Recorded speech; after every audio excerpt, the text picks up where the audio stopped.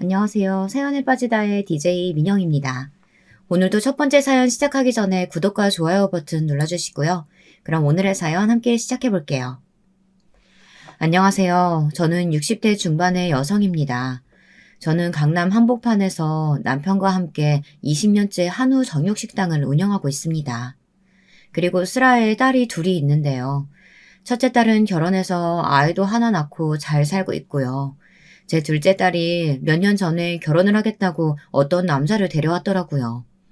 그런데 이 예비 사위라는 인간의 뻔뻔스러운 민낯을 본 후 너무 황당하고 화가 나서 딸의 결혼식 일주일 남은 상황에서 억지로 파혼시켜 버렸습니다. 저는 이제껏 이 이야기를 아주 친한 친구에게도 친척들이나 부모님에게도 한 적이 없었습니다. 그런데 그랬던 제가 사연에 빠지다에 처음으로 사연을 보내는 이유는요. 제 사이가 될 뻔했던 그놈의 음흉하고 뻔뻔한 만행을 고발하고 싶어서입니다. 처음에는 사윗감으로서 더할 나위 없이 제 마음에 들었죠. 똑똑해 보이고 살갑게 어른에게 다가가는 그런 남자였거든요. 하지만 그놈은 사실 사기꾼이 따로 없었습니다. 아니, 정말 사기꾼이었어요. 그놈의 집안이나 직업, 그리고 심지어는 총각이라고 했었던 그 모든 것이 거짓말이었습니다. 그럼 지금부터 제가 어떻게 그놈의 사기 행각을 알아보고 우리 딸의 미래를 지킬 수 있었는지 자세히 이야기를 시작해 보겠습니다. 혹시나 글솜씨가 부족하더라도 끝까지 제 사연 읽어주시면 감사하겠습니다. 그리고 저에게 위로와 공감의 댓글 부탁드립니다. 저는 한국전쟁 이후에 폐허해서 우리나라가 막 일어나려던 그때 가난한 부산의 산동네에서 태어났습니다. 아버지는 연탄 배달을 하셨고 어머니도 리어카를 끌면서 고물이나 폐지를 모아 고물상에 팔고 신문을 돌리는 일을 해서 아버지, 어머니, 저와 남동생, 네 식구의 생계를 꾸려나가셨습니다. 저의 부모님은 아직도 벽화동네인 그곳에서 살고 계십니다. 시내에 있는 좋은 집을 사드린다고 해도 마다하시고 말이에요. 그곳이 편하시다고 하시면서 죽기 전까지 고향에서 살고 싶다고 제가 아무리 서울로 올라오시라고 해도 말을 안 들으세요. 아무튼 저와 2살 밑에 남동생은 그 부산의 꼬불꼬불한 파란 버스가 다니는 길로만 산 아래로 내려올 수 있었어요. 가난해서 당연히 차도 없었고 자전거조차 저희에게는 사치였으니까요. 아니면 아침 일찍 일어나 걸어서 내려와야만 학교를 갈 수 있었습니다. 그렇게 고등학교까지 졸업한 저는 부산의 명동이라고 불리는 서면의 한 수협에서 첫 사회생활을 시작했습니다. 저는 상고를 나왔는데 그때 당시 상고 나온 여학생들의 최고의 취업지는 은행이었어요. 저 역시 학교 성적이 좋아 수협에 취직이 되었습니다. 제 부모님은 제가 은행에 취직을 했다니까 눈물까지 흘리면서 기뻐하셨어요. 집안이 가난해서 크게 뒷바라지도 해주지 못했는데 좋은 자리에 취직까지 성공했으니 얼마나 기쁘셨을지 저도 알 수 있었습니다. 매일 힘든 노동으로 고생만 하시는 부모님을 보다 못해 저도 정말 열심히 노력해서 취업을 한 것이었거든요. 저는 그때 첫 출근을 한 후 집에 온 저에게 저녁으로 고등어 조림을 해주셨던 어머니의 정성을 지금까지 잊지 못하고 있습니다. 부산에선 고등어가 비싸지도 않았지만 저희는 그 반찬을 못 먹을 정도로 가난했거든요. 제 동생도 공고를 나온 후 부산에서 자동차 고치는 공업사에 취직을 했습니다. 지금은 공업사를 하나 차리고 사장으로 있습니다. 남동생네는 아들 둘이 전부 그 공업사에서 사원으로 일하고 있는데요. 가족들이 다 같이 하나의 사업을 운영하면서 분쟁이나 다툼 없이 사이좋게 살고 있어요. 그러기가 아주 쉽지 않은 건데 제 동생이 군대 생활을 좀 오래 했거든요. 아들들에게까지 군인 정신을 심어주며 60 넘은 나이에도 공업사를 잘 꾸려나가고 있습니다. 저는 수협에서 일을 하며 처음엔 창구, 그 다음엔 주임으로 승진하여 대출계에서 일을 했습니다. 보통 은행에서는 남자 직원들이 대출계에서 일했는데 저는 여성으로선 드물게 대출계에 올라간 사람이었어요. 그러다 보니 제 성격이 좀 대범하고 자잘한 일에는 잘 신경을 쓰지 않습니다. 애들에게도 그런 가정교육을 시켰고요. 오히려 제 남편의 성격이 좀 섬세하고 나쁘게 말하면 잔잔한데 신경 쓰는 쪼잔한 사람이에요. 본인은 그런 말을 하면 화를 벌컥 내지만 말이에요. 어쨌든 그 당시에 수협에 다니는 여직원은 준매쟁이 아줌마들의 1순위 신부감이었습니다. 그래서 욕심이 생긴 어머니는 잘 아는 동네 아주머니에게 저의 선자리를 부탁하신 것이었습니다. 나중에 그 사실을 알게 된 저는 어머니에게 그런 일을 왜 저와 상의도 하지 않고 먼저 얘기했느냐고 물었어요. 사실 저는 중매로 시집을 가고 싶지 않았거든요. 저는 제 평생을 함께할 남자인데 다른 사람의 눈으로 보고 골라야 된다는 게 이해가 되지 않았습니다. 어머니, 어째서 그런 중요한 말을 저한테 얘기 안 해주셨어요? 저는 사귀고 싶은 사람이 따로 있단 말이에요. 아니, 그럼 그 얘기를 왜 안 했어? 그럼 네가 좋아하는 그 사람 엄마한테 소개시켜줘야지. 이번 주 내로 안 데려오면 거짓말인 줄 알고 선자리 추진해 볼 테니까 그렇게 알아라. 엄마도 너같이 자랑스러운 딸 있으면 좋은 혼처 잡아서 시집 보내고 싶은 게 솔직한 마음인 거야. 사실 그때 전 만난 지 얼마 안 된 남자친구가 있었습니다. 하지만 그 사람과 결혼까지 해야 할지는 아직 결정하지 못하고 그냥 만나고 있었거든요. 그래서 집에 데려와 소개하지도 않았었고요. 사귄 지 겨우 100일 정도 된 남자를 부모에게 소개하는 여자는 잘 없잖아요. 저는 그 당시에 남자친구에게 엄마가 다음 주에 선을 보라고 강요한다 하면서 그에게 말했습니다. 저는 사귀고 있지만 선은 그냥 한번 보는 것이고 한두 시간 만나고 나면 끝날 것이라고 생각했습니다. 그래서 쉽게 남자친구에게 저 선보겠다고 털어놓았습니다. 그런데 그 사람은 펄쩍 뛰면서 반대를 하더라고요. 제가 너무 남자 만나는 걸 안일하게 생각한다면서 말이에요. 사실은 그때 사귀고 있던 남자가 제 남편인데요. 남편은 화를 내며 절대로 선은 보지 말라고 자기가 그냥 어머니께 인사를 드리겠다고 했습니다. 그리고 이틀 후 바로 남편은 우리 집에 인사를 드리러 와 우리 부모님께 점수를 아주 많이 따고 돌아갔습니다. 아니 경희야, 왜 이런 멋있는 남자 사귄다고 말을 못했어? 내 다음 주에 있을 선은 파토 낸다고 아줌마에게 전화할게. 어디로 봐도 멋있는 남자구나. 잘했네, 잘했어. 그래, 군대는 어디로 갔다 왔다고? 해병대? 오, 그럼 남자답겠네. 남자 하나는 잘 골랐네, 우리 딸이. 그래, 그럼 상견례 날짜 한번 잡아봐라. 그 이후 남편의 불도저 같은 추진력으로 결혼 준비며 양가 상견례도 일사천리로 진행이 되었습니다. 남편은 부산 시내에서 유명한 횟집 아들이었고 우리 은행의 VIP 고객이었습니다. 그 말을 듣자 제 친정엄마는 진작 그 이야기를 안 했다면서 저에게 나중에 두고두고 잔소리를 하셨습니다. 그런 좋은 사윗감을 놓칠 뻔했다면서 다행이라고도 하셨어요. 시댁이 부자면 혹시 그렇게 생각하는 분들도 계실까 해서 미리 말씀드리는 건데요. 저희 시부모님은 정말 착한 분들입니다. 막장 시어머니의 괴롭힘이나 머리채 잡고 싸우는 고부 같은 건 저에겐 완전 먼 나라의 이야기였습니다. 지금은 두 분 다 돌아가셨지만 시어머니께선 저에게 입버릇처럼 말씀하시곤 했습니다. 너무 잘하려고 할 필요 없다면서 그저 아들 부부가 의좋게 잘 살기만 바란다고 말이에요. 20년 전에 저는 직장을 그만두고 남편과 함께 한우 전용 식당을 개업하였습니다. 그 때문에 서울에서 살게 된 이후부터 시어머니께서는 굳이 시댁에 오지 않아도 된다고 하시더라고요. 저희 시어머니도 횟집을 오래 운영하시다 보니까 가게가 얼마나 바쁜지는 다 알고 계셨던 거예요. 예, 며느라, 너희들이 서울에서 식당 개업한다고 하니까 이 시애미는 마음이 참 좋구나.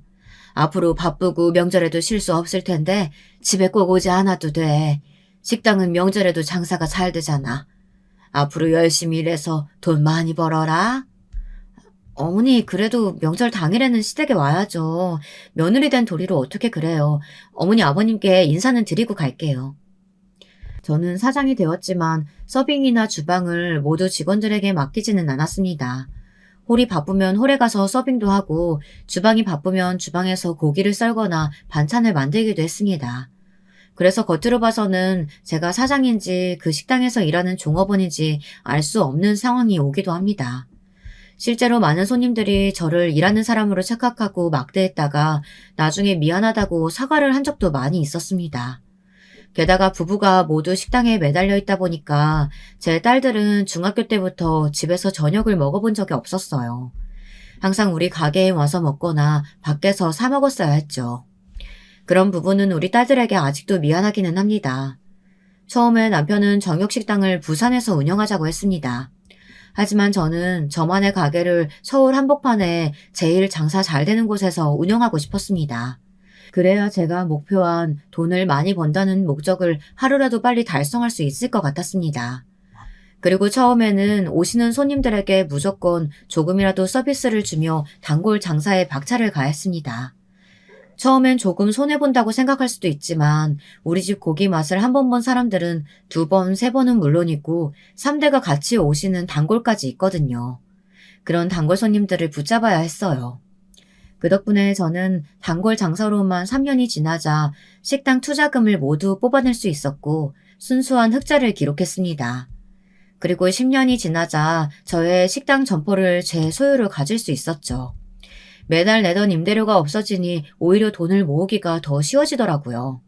제가 40대 초반에 식당도 개업하고 그 식당이 장사가 잘 되어서 제가 임대하고 있던 건물을 샀거든요.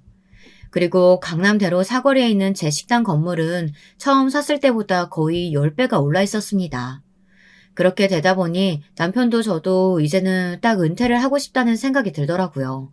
돈은 남은 평생 쓸 만큼은 있고요. 20년간 1년에 설 당일, 추석 당일 이틀만 쉬고 일요일도 없이 일을 했습니다. 그랬더니 몸도 지치고 인생이 덧없다는 생각이 들더라고요. 저도 딸내미를 결혼시키고 첫 손주를 보고 나니까 주말에는 손주 얼굴도 보고 싶고 좀 쉬고 싶더라고요. 그래서 저는 일주일에 이틀은 식당에 나가지 않고 여행을 다니든지 서울 시내에 가고 싶은 미술관이나 영화를 보거나 하는 시간을 가지게 되었습니다. 나에게 휴가를 주는 시간이라고나 할까요? 남편과 번갈아가며 이렇게 쉬게 됐습니다. 그러다 보니 식당 내에서 단골 손님들이 저의 안부를 물어보는 분들이 생겼어요. 저기 요즘 사장님 얼굴이 잘 안 보이네요. 혹시 어디 아프시대요?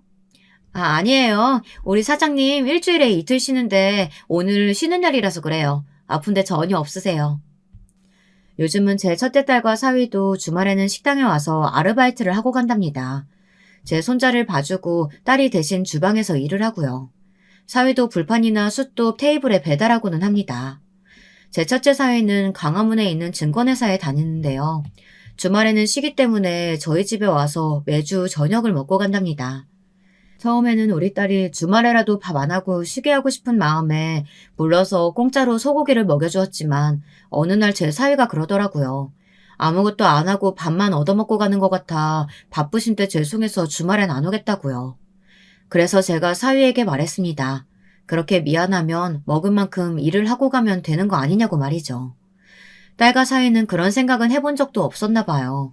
그날부터 서투르게나마 가게에 보탬이 되겠다고 조금씩 일을 하더라고요. 사실 저는 농담으로 한 얘기였지만 애들은 또 그걸 진심으로 받아들였어요. 이제껏 한 번도 도와준 적 없어서 몰랐는데 식당 일이 많이 힘들다며 부모님들은 어떻게 이렇게 늦게까지 일을 하시냐고 놀라워하더라고요. 엄마, 몰라서 죄송해요. 난 세상에서 육아가 제일 힘든 건 줄 알았는데 서빙이랑 설거지도 이렇게 힘들 줄 몰랐어. 앞으로 많이 도와드릴게요. 우리 딸만 좀 잘 봐주세요. 그러게요, 어머니. 이렇게 힘든 일을 매일 하고 사셨으니 존경스럽네요. 주말마다 와서 일하고 갈게요. 다른 아르바이트생 뽑기 힘드시면 연락 꼭 주세요, 어머님. 첫째 사위는 금융 관련 직업을 가져서인지 좀 융통성은 없지만 아주 착한 사람입니다. 저희 딸이 결혼 전에 항공사 승무원으로 있었는데 그때 만났다고 하더군요. 자기들끼리 좋아서 연락처도 주고받고 2년간 사귀다 결혼을 했습니다. 저는 직장도 좋고 몸도 마음도 건강한 사위가 처음부터 마음이 들었고 우리 딸의 시부모님들도 딸이 마음에 들었다며 처음부터 양쪽이 다 좋아했습니다. 그래서 별 문제 없이 첫째의 결혼식은 무르르듯 진행이 되었다고나 할까요? 저는 첫째 사위가 잘 들어왔으니 남은 둘째 딸도 좋은 혼처에 시집갔으면 하는 욕심이 생기더라고요. 저는 첫째 딸을 결혼시키고 나서 둘째 딸에게 말했습니다. 너는 사귀는 남자 없느냐고요. 그러면서 언니같이 성공한 연애를 하라고 둘째 딸을 좀 압박했던 모양이에요. 나중에는 참다 못한 둘째 딸이 저에게 불평을 하기 시작하더군요. 엄마, 난 결혼 생각 아직 없다니까. 내가 30이 됐어, 40이 됐어. 아직은 그럴 때도 아니고 언니 하나 시집 갔으면 됐지. 무슨 욕심이 그렇게 많아요. 난 아직 결혼하고 싶은 마음 없으니까 그렇게 하세요. 네 언니랑 형부 잘 사는 모습 보면 부럽지도 않아? 애가 왜 이렇게 욕심이란 게 없어. 말이 나왔으니 말이지만 여자는 생애 반은 부모 잘 만나서 사는 거고 나머지 반은 남편 잘 만나서 잘 사는 거야. 제가 원래는 그런 사상을 가진 사람이 아닌데 딸만 보면 그런 고리타분한 말을 하고 있더라고요. 여자 팔자는 뒤용박 팔자이니 머리 좋고 예쁜 거 다 필요 없다고, 남자 잘 만나면 된다고 제 어머니가 했던 이야기를 그대로 읊고 있더라고요. 참 저도 못난 엄마였죠. 그러니 그 얼굴만 잘생긴 사기꾼 놈에게 홀라당 넘어갔겠죠. 지금 생각해보면 그놈은 제 딸의 주변을 맴돌다가 계획적으로 접근했던 게 틀림없어요. 제 둘째 딸이 남자들을 많이 못 사귀어봤던 좀 쏙맥 같은 아이였거든요. 그래서 무턱대고 자기를 좋아하고 떠받들어주는 남자를 아무 의심 없이 믿었던 것 같습니다. 아무튼 그 남자는 제 딸의 연인이 되기 위해 입에 발린 거짓말을 하고 칭찬도 하고 그랬던 것 같습니다. 처음엔 제 딸은 자기를 예쁘다고 말하는 그 사람을 믿지 않았습니다. 믿기는커녕 정말 눈이 삔 거 아니냐고 막말하면서 그 사람을 떼어내려고 했었답니다. 사실 엄마인 제가 봐도 제 둘째 딸은 엄청 예쁜 얼굴은 아니거든요. 하지만 그놈은 제 딸을 이미 타겟으로 삼았으니 딸의 주변을 맴돌면서 어떻게든 엮여보려고 발버둥을 쳤더라고요. 제 딸이 좀 비싼 차를 타고 다니고 좋은 회사를 다니니까 그것 때문에 그놈이 달라붙지 않았나 하는 생각이 듭니다. 제 딸은 차에 대해서 말도 안 되는 허영심이 있어서 지금까지 외제차를 끌고 다니거든요. 절대로 남편이 사주지 않았지만 말이에요. 몇 년 전 딸이 직접 1억 5천만 원이나 주고 샀는데요. 그 망할 놈의 차 때문에 결혼 자금도 못 모으고 월급을 몽땅 차 할부금에 쏟아버리는 소위 말하는 카푸어족이라고 합니다. 강남 한복판에서 그런 눈에 띄는 차를 몰고 다니니 그 예비사위 놈이 아니더라도 제 둘째 딸은 꽤 많은 남자들의 눈에 띈 것 같았습니다. 제가 식당 앞에서 제 딸이 어떤 남자에게 붙잡혀 있는 모습을 본 적이 꽤나 있으니까요. 하지만 차만 보고 딸에게 찍적거렸던 놈들은 정말 하나같이 마음에 들지 않았습니다. 그도 그럴 게 어디서 생 양아치처럼 생긴 남자들이 주로 말을 걸어오거나 차를 보면서 휘파람을 불곤 했거든요. 제 딸은 그런 애들은 모른 척했지만 한두 명씩 끈질기게 뒤를 따라다니는 놈들도 있었습니다. 그저 커피나 한잔 하자고 하던 애들은 그래도 점잖은 축에 속했어요. 입에 담지 못할 욕설을 퍼붓거나 벌건 대낮에 호텔을 가자고 소리 지르던 미친놈들도 있었습니다. 아는 게 아니라 제 딸에게 그런 놈들이 하도 들이대니 남자는 지겹다고 생각이 든 것일지도 모르겠습니다. 어느 날 딸은 또 그런 양아치 같은 놈에게 걸려서 실랑이를 벌이고 있었습니다. 저는 식당이 바빠서 자세한 상황을 목격하지는 못했지만 나중에 딸한테서 들어보니 대충 이런 내용이었습니다. 왜 이래요? 자꾸 귀찮게 하면 경찰 부를 거예요? 얼른 비키지 못해요? 아니 내가 그쪽을 뭐 어떻게 한다고 했어요? 그냥 전화번호 다 달라니까. 그렇게 연락 좀 하다가 뭐 좋으면 밥 한 번 먹고 그러는 거지 뭐. 무슨 여자가 이렇게 빡빡하게 굴어. 이봐요. 여자분이 싫다고 하는데 왜 자꾸 들이대는 거예요? 당신 자꾸 그러면 스토킹 혐의로 경찰에 신고할 거야. 얼른 떨어지지 못해? 그 사람들 많은 사거리 한복판에서 두 남자가 여자를 두고 싸움판이 벌어졌으니 지나가던 사람들은 누구든 한 번씩 돌아보고 구경하고 했겠죠. 그리고 그 수상한 남자는 점점 사람들이 모여들자 욕을 한바탕 내뱉고는 달아나 버렸습니다. 예비사위는 부들부들 떨고 있던 제 딸에게 다가가 착한 눈으로 괜찮냐고 부드럽게 물어봤다고 하더군요. 딸은 자기를 공경해서 구해준 사람이니 고마웠던가 봅니다. 그 남자를 의심도 하지 않고 전화번호를 가르쳐주고 그 후부터 그 남자에게 빠져버린 것이었어요. 공경해서 구해준 놈이 사실 더 나쁜 놈이었는데 그 당시에는 딸이나 저까지도 그걸 전혀 상상도 못했습니다. 딸에게서 예비사위와의 첫 만남의 이야기를 듣고 저는 그 남자에게 흥미가 생겼습니다. 남자라면 알레르기처럼 끔찍이 싫어하던 딸이 그 남자에 대해서만은 사람처럼 말하고 좋은 사람이라고까지 얘기를 했거든요. 그러니 가뜩이나 걱정되던 딸이 남자가 생겼다는데 어떤 부모가 좋아하지 않을 수 있겠습니까? 저는 딸에게 빠른 시일 내로 그 사람을 한번 집으로 데려와서 인사를 시켜달라고 말했습니다. 딸은 아직 좀 이르다고 아직 그 사람이 어떤 사람인지 알아가는 중이라고 했습니다. 하지만 저는 딸에게 그 사람과 사귀면서 알아가고 얼른 엄마에게 보여달라고 지금 생각하면 너무 후회스러운 말이었습니다.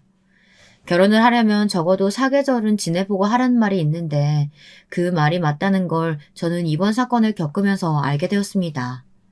저는 그놈의 외모, 능력이나 겉으로 보기에 번지르르한 것만 가지고 그 남자를 판단했습니다. 그리고 놓치고 싶지 않은 사윗감이라고 내 멋대로 단정을 내렸어요. 제 남편은 그런 저에게 예비 사회를 다시 찬찬히 살펴본 후 결혼을 시키더라도 시키자고 하며 말렸습니다. 하지만 저는 둘째 사회도 잘 들어와야 한다는 욕심에 남편의 말을 들은 척 만척했습니다. 아니, 알아보지 않아도 그 사람 멋지고 직업도 좋고 저번에 집에 와서 다 이야기했다니까? 그런데 왜 또 다 끝난 얘기 가지고 싸움을 하려고 들어요? 신중해서 나쁠 건 없잖아. 다 그 사람이 얘기한 것뿐이지 우리가 직접 알아본 것도 아니고. 당신은 어떻게 그렇게 우리 딸 미래에 대해서 물렁하게 생각해? 확실히 알아볼 건 알아보고 상견례도 다 하고 나서 결정해도 안 늦어. 상견례는 당연히 할 거긴 한데 너무 의심병 걸려있는 거 아니야, 당신? 어떻게 뒷조사를 해? 사람을 믿어야지. 불법적으로 뒷조사하는 거 그거 그 사람에겐 범죄잖아. 그냥 우리 예비사위 믿읍시다, 여보. 제가 믿고 따랐어야 할 사람은 바로 제 남편이었는데 그때는 그걸 몰랐습니다. 그리고 딸 역시 자기를 구해준 사람에 대한 환상에 젖어 있었어요. 저도 마찬가지고요. 그런 상황에서 도와준 사람을 당연히 믿게 되지 않겠습니까? 남편은 몇 번이나 신중히 생각하고 결정하자고 외쳤지만 딸과 저의 귀에는 하나도 제대로 들어오지 않았습니다. 그 사기꾼 놈은 자기가 외제차파는 사업을 한다고 했습니다. 그것이 차에 관심 많던 우리 딸의 마음에 쏙 들었던 것입니다. 그리고 그놈은 어떻게 했는지는 모르겠는데 딸을 만나러 나올 때마다 다양한 차를 바꿔 타고 왔다고 하더라고요. 그것도 비싼 세단 아니며 외제차로만 딸을 데리러 왔답니다. 둘째 딸은 자기 차를 놔두고 그 예비 사이에 차만 타도 행복하다고 하면서 웃었습니다. 그리고 집에 와서 온통 그 사람 얘기하고 어딜 갔다 왔다느니 뭘 했다는 얘기도 하니까 저도 사위에 대한 기대를 안 할 수가 없더라고요. 엄마, 요즘에 그 사람이랑 데이트하면서 정말 살맛이다. 그 사람은 어떻게 내가 좋아하는 것만 잘 알아서 딱 맞춰서 데려갔는지 몰라요. 오늘도 자동차 모터쇼에 갔다 왔어요. 나 이 사람이라면 정말 취미도 맞고 얼굴도 내 취향이라 잘 살 수 있을 것 같아요. 어머, 그러니? 그렇게 좋은 사람이면 엄마한테 한번 데리고 와봐. 말 나온 김에 이번 일요일에 집에 한번 데려와. 인사하고 상견례 날짜 잡아보자, 응? 내가 너만 시집 잘 가면 근심이 하나도 없을 것 같아. 그 예비 사이는 딸과 3개월 정도 사귀자마자 조바심을 내며 상견례를 하자고 하더랍니다. 딸은 조금 신중히 생각하고 싶었지만 제가 너무 좋아하는 모습을 보고 얼른 인사를 시켜드리고 결혼하자 마음을 먹은 모양이었습니다. 하긴 제가 딸에게 그 남자 놓치면 다음엔 남자 만나기 힘들 거라고까지 얘기를 했으니까요. 지금은 너무나 딸에게 미안한 마음뿐이네요. 좀 더 우리 딸을 믿지 못하고 저 역시 결혼을 너무나 쉽게 생각했습니다. 첫째 딸이 정말 단기간에 결혼을 성공하고 지금까지 잘 살고 있었기 때문에 둘째도 그럴 거라고 믿어 의심치 않았습니다. 저는 딸에게 상견례 하기 전 예비사위를 데리고 집에 와서 저녁이나 먹고 가라고 말했습니다. 식당에서 보고 싶기도 했지만 그래도 일하는 직원들에 대한 예의가 아니라고 생각했습니다. 그래서 가게에서 만든 반찬들을 좀 싸갖고 와서 저녁을 한 상 잘 차려주었어요. 그런데 그날 집에 온 예비사회는 조금 이상한 반응을 보이더군요. 딸에게 어디 사느냐고 꼬치꼬치 묻고 좋은 동네 사니까 집에 좋을 거라고 멋대로 상상을 했었던 모양이에요. 아, 그 현대 아파트 산다고? 34평? 생각보다 크진 않네, 평수가. 자기네 언니는 결혼했고 자기만 부모님이랑 같이 산다고 했지? 응. 근데 무슨 문제라도 있어? 아까까지 들떠서 좋아하더니 지금은 별론가? 말이 없네. 응? 아니, 그렇게 생각하지는 않았어. 자기네 어머니가 사장이시라면서 그런데 조금 검소하신 건가 해서. 예비사회는 딸을 스포츠카에 태우고 우리 집에 오며 이런 대화를 했다고 하는데요. 저는 파혼한 뒤에나 딸에게서 들은 이야기라 더 성질이 나더라고요. 한데 알고 봤더니 그날 타고 왔던 사위놈의 스포츠카는 사위 것이 아니고 중고로 나온 매물을 제 멋대로 끌고 나온 것이라고 하더군요. 나 참 어이가 없어서 제 딸이 거짓말을 한 것도 아니고 자기 멋대로 우리 집이 엄청 부자라고 착각한 건 그놈 쪽이지 않나요? 그런데 저런 소리를 뻔뻔스럽게 했다니 정말 인간 말종이 따로 없었는데 말이죠. 딸도 그저 농담이려니 했고 그놈도 황급히 얼버무리고 우리 집으로 왔습니다. 사실 제가 집이나 가구, 가전에 큰 욕심이 없습니다. 그래서 집안에 10년이 넘은 가전제품들이 대부분인데요. 어차피 집에서 밥을 한 끼 정도밖에 안 먹기 때문에 저는 사는데 크게 불편하지 않아 굳이 좋은 가구 가전을 들이지 않았습니다. 집도 제가 갖고 있는 강남의 8층짜리 식당 건물에 비해서는 좀 단촐한 편이었죠. 30평대의 낡은 아파트에 살고 있었습니다. 하지만 제 예비사에는 그런 것에 전혀 신경 쓰지 않는 건실한 사람인 줄 알았죠. 그저 제가 보기엔 착하고 직업도 괜찮고 외모도 좋은 그런 남자였으니까요. 하지만 그는 처음 보는 우리 집의 인테리어며 모든 것이 낡았다고 제 앞에서 좀 조심스럽게 얘기하는 척 하더니 가기 전에 본색을 확 드러내더군요. 딸과 스스럼 없이 즐겁게 이야기하며 밥도 맛있게 먹길래 저는 그날 저녁 식사가 끝까지 좋게 끝나는 줄 알았습니다. 하지만 집에 가기 바로 전에 그놈은 본성을 내뱉고 나가더라고요. 정말 조그맣게 입속으로 중얼거린 혼잣말인데 딸은 우연히 그 소리를 들었다고 합니다. 아, 잘못 찍었네. 진짜 재수가 없구나. 공주님인 줄 알았더만. 응? 지금 자기 무슨 얘기야? 그거 나한테 한 말이야? 아니, 그냥 딴 생각을 좀 했어. 어제 본 TV 프로 말이야. 딸이 아는 척을 하자 그놈은 급하게 손사래를 치며 후다닥 도망치듯 우리 집을 나갔습니다. 나중에 경찰서에서 들은 말인데 그때 그놈은 우리 집에 뭐 털어먹을 것이라도 있나 사전조사를 나온 것이었다고 실토했다고 하네요. 그 말을 듣는데 너무 소름이 발밑에서부터 쫙 끼치는 거예요. 얼마나 무섭던지 말이에요. 그 후부터 그 예비사위란 놈은 제 딸에게 열광하던 걸 조금 식었다고 해야 할까요? 하여튼 가끔씩 바쁘다고 제 딸을 바람맺히기도 했다고 하네요. 그렇게 나온 걸 딸은 그놈이 밀당이라도 하는 줄 알고 더 애를 태워가며 그렇게 문자 보내고 연락을 했다고 해요. 지금 보면 우리 딸이지만 참 쑥맥이고 미련한 데가 있는 애였던 거죠. 그래서 그 남자친구에게 20만 원, 50만 원씩 찔끔찔끔 돈도 빌려주고 참 모자란 짓을 많이 했습니다. 그놈의 생일에 좋은 옷을 사주고 자기도 차 할부금을 털어넣느라 용돈도 없으면서 남자친구가 새 차를 사면 할부금도 몇 달을 대신 내주고 했다고 하네요. 저는 그런 이야기도 파혼하고 나서 들었던 거라 너무 어이가 없고 화가 났습니다. 그렇게 떼인 돈이 한 500만 원 정도 됩니다. 지금도 그놈에게 빌려준 돈이니 갚으라고 민사상으로도 내용 증명을 보냈는데 그놈이 돈이 없다고 배째라고 나가는 판이라 받을 수가 있을지 모르겠네요.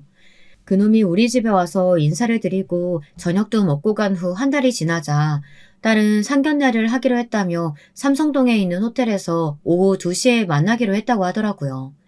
남편과 저는 그때 첫째 딸 내외에게 식당 좀 알아봐 달라고 말하고는 가장 좋은 옷을 꺼내 입고 나갔습니다. 하지만 저도 남편도 장사하는 사람이라 좋은 옷이라고 해봤자 남편은 한 벌뿐인 양복이었고 저는 첫째 딸 결혼식 때 입었던 혼주 한복이 다였습니다. 그래서 조금 불편하긴 했지만 저는 그 자리에 혼주 한복을 입고 나갔어요. 그랬더니 그쪽 시어머니 될 분이 저한테 입을 삐죽거리면서 뭐라고 하더라고요. 어머, 뭐니, 주리야? 너희 엄만 웬 한복을 입고 나오신 거야? 평소에 입을 옷이 없나 봐? 아들, 너 주리네 집이 돈이 엄청 많다면서? 이게 뭐니? 부잣집에서 옷이 없다는 게 말이 돼?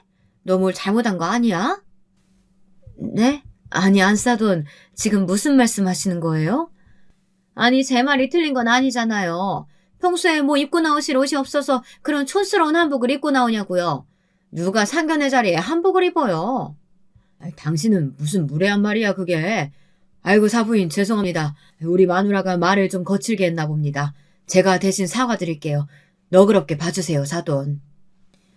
아닌 게 아니라 그 예비 시어머니는 명품 옷으로 온몸을 두르고 액세서리도 무겁게 세트로 하고 나왔더군요.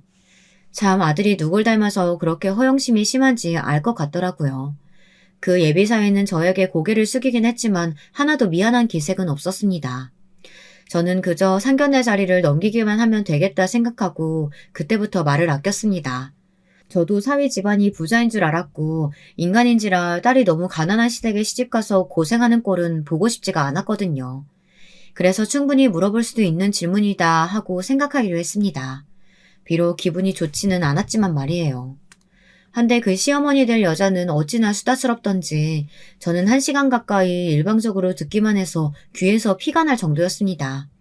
그것도 다 자기 집안 자랑, 아들 자랑 뿐이니 제가 얼마나 기가 막혔는지 여러분들도 아실 것이라 짐작이 되네요.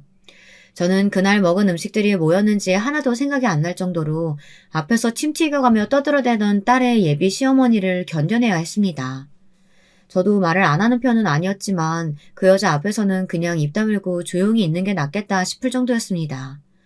옆에서 자기 남편이 그렇게 단속을 하는데도 고삐 뿔린 망아지 마냥 떠들어대는 시어머니를 딸도 역시 조금 버거워하는 눈치였습니다. 제 딸은 진짜 완벽 내형형 인간이라 그런 사람들 옆에 있으면 가만히 있어도 기가 빨리는 성격이거든요. 그래도 딸이 시어머니와 같이 살 건 아니니까 저는 그 일방적인 수다폭탄을 전부 들어주고 맞장구 쳐줬습니다. 그렇게 상견례가 끝나고 나니 정말 귀가 멍멍하더라고요. 확 늙어버린 기분도 들고 말이죠. 제 딸도 시어머니가 이렇게 말이 많으신 분인 줄은 몰랐다고 하더군요. 남편 말고 시어머니와 같이 산다면 돌아버릴 것 같다고 말하더라고요. 다행히 1년에 두세 번 명절 제사 때나 보면 된다고 저는 딸을 위로해 주었습니다. 하지만 그렇게 어찌어찌 넘어간 상견례가 몇 주일 지나기도 전에 그놈은 저희 식당에 와서 개같은 인간성의 끝을 보여주고 가더군요. 그날은 월요일이었는데요. 저는 저녁 시간에 홀이 너무 바빠서 서빙을 도와주는 중이었습니다. 그런데 그 예비사위란 놈이 한 무리의 동년배 남자들과 떠들면서 손님으로 들어오더군요. 저는 사위에게 아는 척할까 하다가 학교 친구들이나 회사 회식이면 어쩌나 생각해서 일부러 모른 척을 했습니다. 처음엔 홀서빙하는 다른 직원을 보내서 별실로 안내했죠. 나중에 계산을 하려고 할 때 제가 이 식당임을 말하고 사위를 깜짝 놀라게 해줄 생각이었어요. 물론 돈이 얼마가 나오든지 공짜로 해줄 생각도 있었습니다. 앞으로 사이가 될 건데 한 끼 밥값쯤은 공짜로 해줘도 괜찮겠다 생각했어요. 친구들 앞에서 사위의 체면을 세워줄 적절한 기회이기도 하고요. 그래서 일부러 쌈 야채도 많이 주고 반찬도 많이 퍼 담았습니다. 그렇게 그 별실의 식사가 거의 끝나갈 무렵 저는 식후 수정과를 들고 사위의 테이블을 찾아갔습니다. 이제 보니까 손님들 우리 둘이 남자친구의 친구들인가 본데 오늘 제가 싹싹하게 미소를 지으며 수정과를 하나씩 서빙하려고 하는데 갑자기 그 예비사위라는 놈이 의자에서 벌떡 일어나 멍청한 표정으로 소리를 버럭 질렀습니다. 어머님, 주리가 어머니 분명 사장님이랬는데 혹시 여기서 서빙으로 일하고 계시는 거였어요? 아이, 진짜 그년 진짜 뭣도 없이 가난한 년이었어?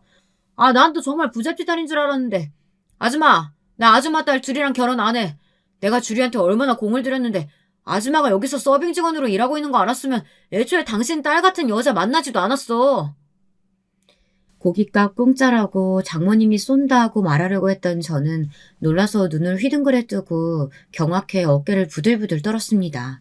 그놈이 하는 소리가 너무 어이가 없고 열이 받는 거예요. 그래서 그놈의 헛소리를 바로 받아채지는 못했던 것이었어요. 감히 우리 둘째 딸을 뭘로 보고 그딴 헛소리를 짓거려대는지. 하기는 그 덕분에 제가 그 싹수노란 놈을 우리 딸과 결혼시키는 실수를 하기 전 떼어버릴 수 있었으니 어쩌면 다행이라고 할 수도 있겠네요.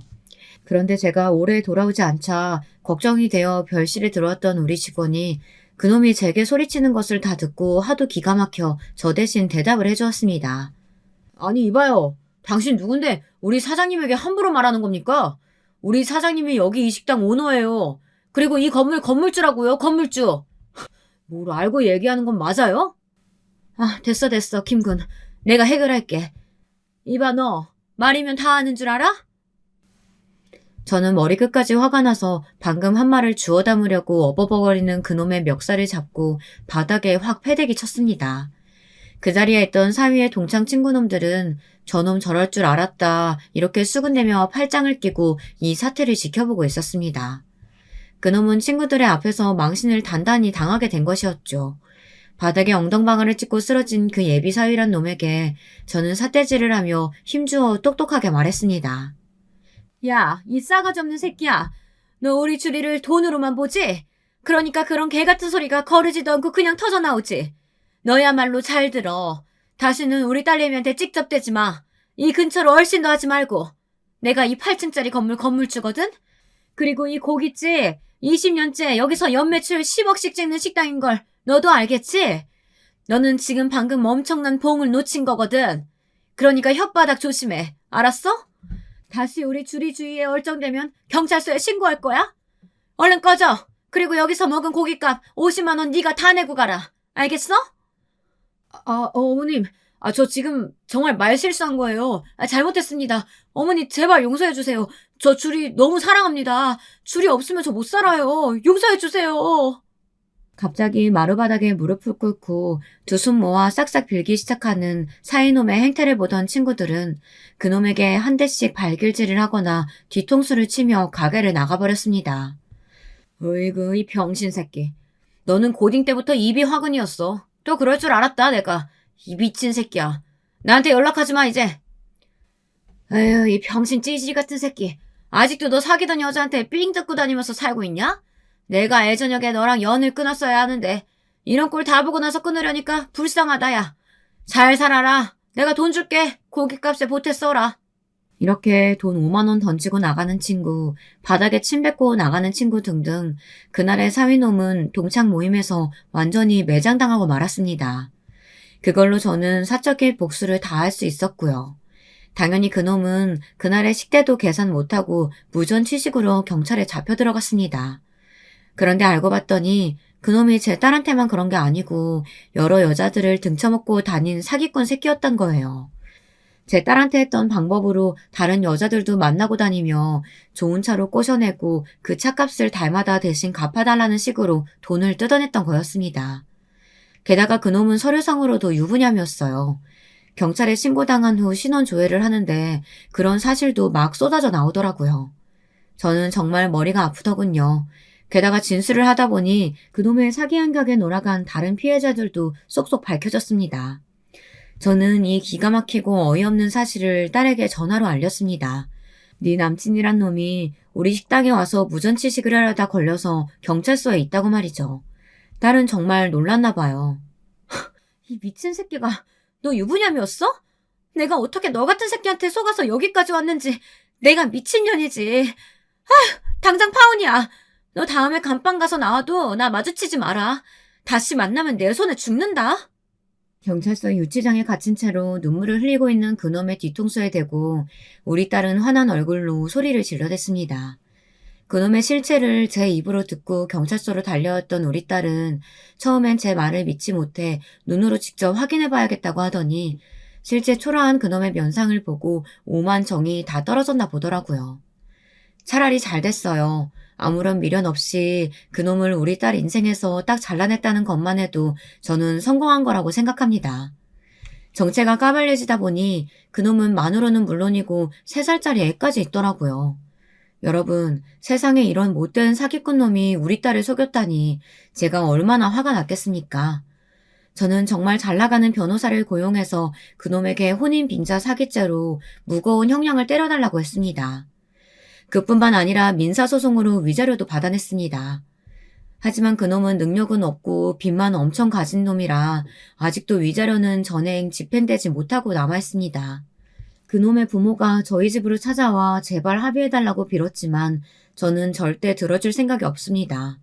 마음 같아서는 그 노인네들도 싸잡아 사기꾼으로 고소하고 싶었지만 정확한 물증이 없으니 어쩔 수 없더군요.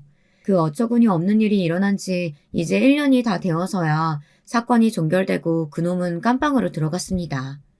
제 딸뿐만이 아니라 다른 여성 피해자들까지 그놈이 구속되었다는 소식을 듣자 저와 우리 딸에게 감사 인사를 하려고 연락이 왔습니다.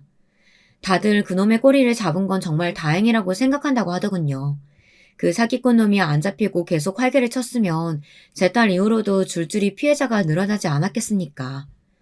이렇게 그 사기꾼 놈은 죗값을 치르고 있고요. 제 딸은 다시 평온한 나날을 보내기까지 고생을 좀 했습니다.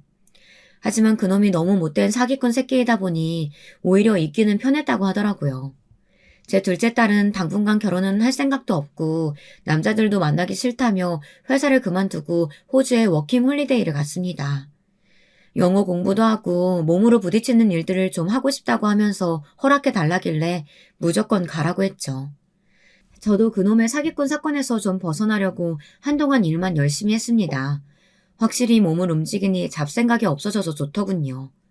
둘째 딸은 내년 연말에 워킹홀리데이에서 돌아온답니다. 거기서 타공일을 배워서 정말 힘든 일이지만 열심히 하고 있다고 하더군요. 그놈 덕분이라고 하긴 뭐하지만 우리 딸이 기술을 배웠다니 정말 든든하고 기특했습니다. 그깟 결혼이 뭐라고 우리 딸에게 압박을 주고 좋은 남자 만나라고 딸에게 잔소리를 시전했는지 모르겠어요. 결혼이랑 출산이 뭐 인생의 필수 요건도 아니고요. 저는 교회를 다니고 있는데요. 우리 교회 목사님과 장로님은 무조건 남녀는 결혼을 해야 된다는 말씀을 하시지만 말이에요. 요즘 세상엔 그렇지 않은 인생도 충분히 자아실현하는데 지장이 없다는 생각이 들었네요. 우리 60, 70대들이 살던 시대랑은 많이 다른 세상이잖아요. 남자든 여자든 혼자 살아도 불편할 거 없고 오히려 어디든지 편하게 갈 수 있고요. 요즘 유행하는 해외 한 달 살기 같은 것도 우리 딸은 생각하고 있더라고요. 저는 우리 딸의 그런 자유로움이 부럽습니다. 저도 어느 정도 나이가 더 들어서 여행이 힘들기 전에 남편과 훌쩍 떠나고 싶습니다. 둘이서 해외 한 달 살기나 국내 여러 지역에서 한 달, 두 달씩 사는 그런 생활도 해보고 싶네요. 70 넘으면 다리 힘이 없어서 그러기 쉽지 않을 테니까요. 남편도 제가 그런 생각을 하는 걸 알고 있고 우리 아버지 어머니나 노안으로 돌아가시게 되면 그렇게 하자고 얘기하더군요. 우리 첫째 딸은 제가 없어도 잘 살 것 같고 둘째 딸은 결혼할 생각이 당분간 없다고 하니 얼마나 좋으냐고 하면서 웃더군요. 저도 그렇게 생각합니다.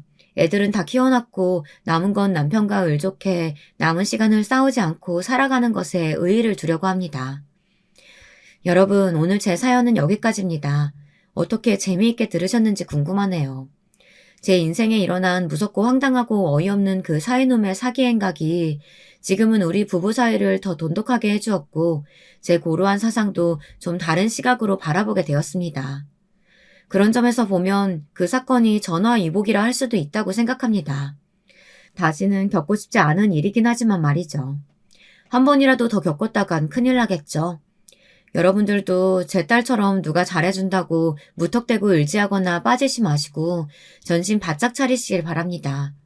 그놈이 깜빡에 들어가서 더 이상 피해자가 안 나오는 것이 다행이지만 세상엔 정말 다양한 사기꾼도 범죄자들도 많으니까 항상 조심하시길 바라겠습니다. 유난히 춥고 긴 겨울이라고 합니다. 감기 조심하시고요. 따뜻한 마음으로 함께 나누는 연말이 되시길 바랍니다. 긴 이야기 들어주셔서 감사합니다. 여러분, 두 번째 사연 시작하기 전에 좋아요와 구독 꼭 눌러주실 거죠? 그럼 두 번째 사연 바로 시작합니다. 제 얘기는 솔직히 제 입장에서 그리 유쾌한 일은 아니고 어떤 면에선 이게 잘한 것인지 살짝 자신이 없기는 해요. 주변에서는 잘한 것 같다고 하긴 하는데 저도 좀 지나봐야 알 것 같네요. 하여간 저처럼 사회에 말썽 안 일으키고 잘 살고 있는 사람을 왜 그렇게 못 괴롭혀서 안달인지 좀 더 갚아주지 못한 게 약간 아쉽기는 합니다. 일단 제 사연을 꺼내놓아 보자면 다시 옛날 얘기부터 거슬러 가야 할 것 같아요. 오늘 아마 여러 번 울컥하거나 분노에 치달을 수도 있겠지만 감정 기복이 다소 심해지더라도 조금은 이해해 주셨으면 합니다. 저희 집은 친정아빠가 일찍 돌아가셨고 엄마가 홀몸으로 아주 힘들게 일하셨어요. 얼마 안 되는 월급을 받아가면서도 저와 남동생을 키우겠다고 고생 많이 하셨고 저도 그런 모습을 알고 분수껏 살겠다고 노력을 했었어요. 남동생은 저랑 3살 차이가 나는데 자기를 그렇게 예뻐해주던 아빠가 돌아가신 것에 대한 충격이 많이 컸었나 봐요. 전 초등학교 5학년, 동생은 2학년 때였거든요. 아주 많이 어린 나이도 아니었지만 맨날 공 갖고 놀러 다니면서 자기를 안아주던 아빠가 교통사고로 한순간에 자취를 감췄으니 견디기 힘들었을 거예요. 동생뿐 아니라 우리 집 전체가 오래도록 초상집 분위기였고 참 야속하게도 이때 할머니랑 고모들이 우리 집 찾아와서 못할 말들을 많이 했었거든요. 그 덕에 제 동생이 약간 자폐마냥 말도 이상하게 더듬게 되고 학습적으로도 떨어지게 된 것 같아요. 엄마가 할머니와 싸우는 걸 보고 애가 막 경기를 일으켰었거든요. 오죽하면 저도 어렸는데 제가 막 소리를 질러서 싸움을 중재했었지 뭐예요? 엄마, 할머니, 용재가 이상해. 얘 거품 물어. 어떡해? 실제로 거품을 물고 그랬던 건 아니었고 동생이 막 발을 구르면서 울고 소리를 질렀는데 제가 좀 과장되게 말하긴 했어요. 우리 할머니랑 고모가 저한텐 좋은 분들이시지만 엄마에게는 나쁜 사람일 수도 있겠다는 걸 그때 처음 알게 되었답니다. 제가 소리를 지르기 전만 해도 이런 말들이 오가고 있었고 위기감을 느낄 정도였으니까요. 그러게 하여간 너가 들어오고부터 얘가 하는 걸 다 말아먹기 시작했어. 이래서 여자를 잘 들여야 한다니까? 내 아들놈 잡아먹고 너는 팔자 편하냐? 어? 이 집도 어떻게 할 거야? 우리 아들이 다 읽어놓은 거 아니야? 참 무섭게도 할머니는 곧장 엄마의 뺨이라도 때릴 기세로 분풀이를 하고 있었어요. 고모들도 우리에겐 용돈도 주시고 좋은 분들이긴 했지만 엄마를 몰아세우는 모습을 보니 너무 싫어지더군요. 그런 와중에 제 동생이 저렇게 구르고 난리가 났으니 어른들은 일제히 다 놀라서 완전히 분위기가 분산되어 버렸어요. 엄마로서는 제 동생의 이런 발작과 한동안 말도 잘 못하고 힘들어하던 모습이 과연 마냥 힘들기만 했을지 잘 모르겠어요. 왜냐면 그때 할머니랑 고모들이 매일같이 집에 와서 엄마를 괴롭혔는데요. 동생이 발작만 시작했다 하면 혀를 내두르며 가방을 들고 다시 나가셨거든요. 아이고 못 살아 진짜. 이게 뭐야. 하나밖에 없는 손주까지 저렇게 발작을 하고 허튼 소리를 내고 앉았으니 내가 아들도 보내고 손주까지 보내고 이건 진짜 늙은이 말려 죽이는 거라고. 내가 정말 너 가만 안 둘 거야. 너는 네 명에 못 살 줄 알아라. 어? 남편 그렇게 일찍 보내놓고 지밖에 모르는 팔자 억센 게 어디 네 명은 길 줄 아냐? 이렇게 온 집안을 헤집어 놓는 할머니의 고함 소리, 그리고 뒤이어 따라오는 끔찍한 울음소리며 어린 저에게도 지긋지긋하고 고루하기 짝이 없었어요. 배를 누르는 할머니의 기척부터가 신경을 곤두서게 만들었는데 우리 엄마는 얼마나 힘들었었을까요? 엄마가 어쩌다가 외할머니한테 전화해서 외할머니 목소리를 듣자마자 엄마 하고 한마디를 뱉는 걸 들은 적이 있어요. 그 이후로 엄마는 말을 잇지 못하고 계속 꺽꺽 울기를 한참을 했어요. 안방에서 엄마가 그렇게 토하듯 울음을 헹궈내는 소리를 들으며 저와 남동생 역시 우리 방에서 숨죽여 목소리를 내지 못했어요. 엄마는 그러고도 곧바로 얼굴을 말끔히 씻은 뒤 나와서 밥 금방 해주겠다고 쌀을 씻는 사람이었습니다. 아빠를 잃은 슬픔은 엄마도 클 텐데 엄마는 한 번도 저렇게 괴롭혀대는 할머니와 고모들을 오지 말라 소리를 하지 않더라고요. 참 결혼이란 지긋지긋한 것이구나. 할머니와 고모들은 TV에서만 보던 무서운 시어머니와 시댁 사람들이구나. 이런 것들을 저도 사춘기가 넘어가며 느끼게 되었답니다. 이후로 할머니는 치매에 걸리셔서 고모들은 뒤치다꺼리를 하느라 우리 집에 올 수가 없었어요. 안 그래도 제 동생이 정신과 상담도 받고 상태가 안 좋은데 아무리 고모들이 정이 없고 무서운 사람들이라도 여기에 할머니까지 보낼 순 없었으니까요.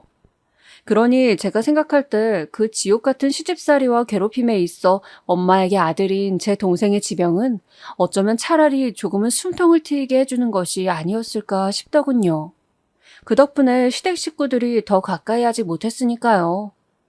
일단은 그땐 그랬다고 치더라도 시간이 가고 또 가고 동생은 어찌어찌 잘 극복해서 군대에 다녀오긴 했어요. 하지만 그렇다고 해서 상황이 썩 나아진 건 아니에요. 얘가 군대를 다녀올 때만 해도 저와 엄마는 상당한 희망에 젖어 있었으나 문제는 이후부터 사회에 못 나가더라고요. 제가 몇 마디 말을 해봐도 대화가 잘 안 되었어요. 용재야, 너도 이제 슬슬 밥벌이를 해야지.